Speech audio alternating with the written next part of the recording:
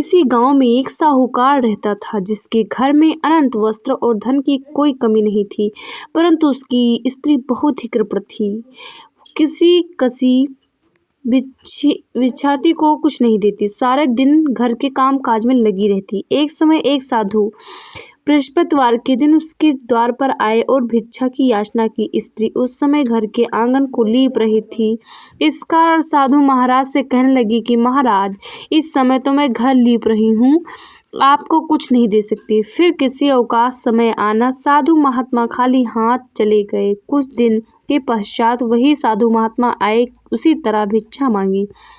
साहूकारनी उस समय लड़के को खिला रही थी। कहने लगी, महाराज मैं क्या करूं, अवकाश नहीं है, इसीलिए आपको भिक्षा नहीं दे सकती। तीसरी बार महात्मा आए तो उसने उन्हें उसी तरह टालना चाहा, परंतु महात्मा जी कहने लगे, ये तुमको ही बिल्कुल ही अवकाश हो जाए तो क्या मुझको दोगी? साहूकारनी कहने लगी कि हाँ महाराज, यदि ऐसा हो जाए तो आपकी बड़ी कृपा होगी। साधु महात्मा जी कहने लगे कि अच्छा, मैं एक उपाय बताता हूँ। तुम बृहस्पतिवार के दिन चढ़े उठो और सारे घर में झाड़ू लगाकर कूड़ा एक कोने में जमा करके रख दो। घर में चौका इत्यादि मत लगाओ। फिर स्नान आदि करके घर वालों से कह दो कि दिन सब हजामत अवश्य बनवाएं। रसोई बनाकर चूल्हे के पीछे रखा करो। सायं काल को अंधेरा होने के बाद दीपक जलाओ तथा बृहस्पतिवार को पीले वस्त्र मत धारण करो, ना पीले रंग की चीजों का भोजन करो। यदि ऐसा करोगे तो तुमको घर का कोई काम नहीं करना पड़ेगा। साहूकारनी ने ऐसा किया। बृहस्पतिवार को दिन चढ़े उठी, झाड़ू लगाकर कूड़े को घर के एक कोने में जमा करके रख दिया। पुरुषों ने हजामत बनवाई, भोजन बनवाकर चूल्हे के पीछे रखा। वह सब बृहस्पतिवारों को ही ऐसा ही करती रही।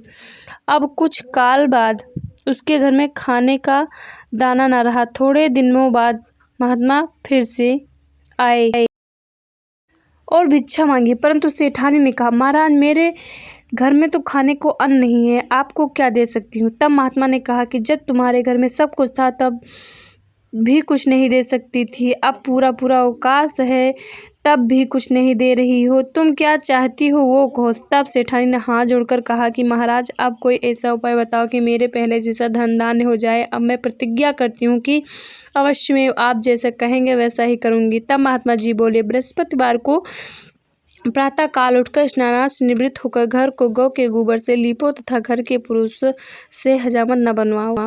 भूखे को अन्न और जल ग्रहण करवाते रहो।